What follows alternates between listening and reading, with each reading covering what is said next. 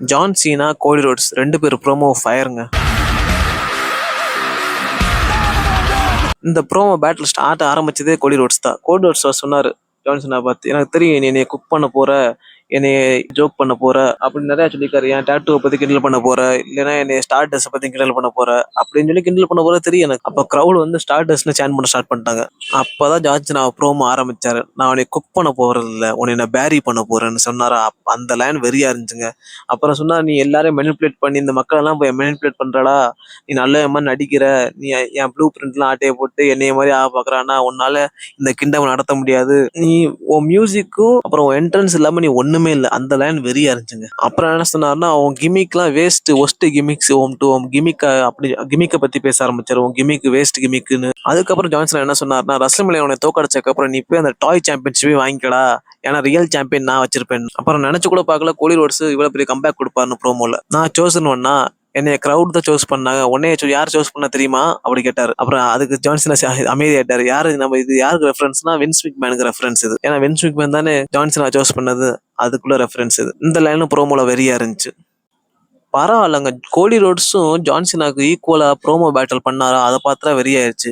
ஒரு பக்கம் John Cena promo வெறியா இருக்கு, ஒரு பக்கம் கோலி ரோட்ஸ் ப்ரோமோ வெறியா இருக்கு. நான் என்ன நினைச்சேன்னா ஆஸ்டன் தியரி ப்ரோமோ மாதிரி ஆயிரும் போல. ஜான்சினா ஆஸ்டன் தியரி ப்ரோமோ பண்ணாங்களா, அப்பெல்லாம் ஜான்சினா ஒன் சைடு அடிச்சு தள்ளிட்டு போயிட்டார்ல கோலி இவனை ஆஸ்டன் தியரிய. அந்த மாதிரி நடந்துருமோ பயந்துட்டேன். ஏன்னா கோலி ரோட்ஸ் அதோட பேரி ஆயிருவான். உண்மையிலே பேரி பண்ணிடுறாங்க அவரை. ஏன்னா ஃபர்ஸ்ட் ஆஃப் ஆஃப் த ப்ரோமோலே கிரௌட் வந்து ஜான்சினா சப்போர்ட் பண்ண ஆரம்பிச்சிட்டாங்க.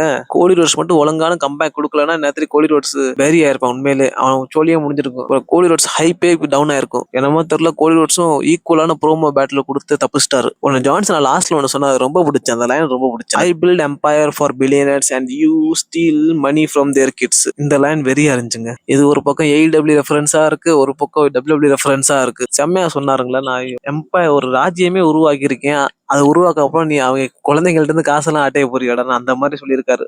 அந்த லைன் தான் இந்த இதுல பெரியா இருந்துச்சு.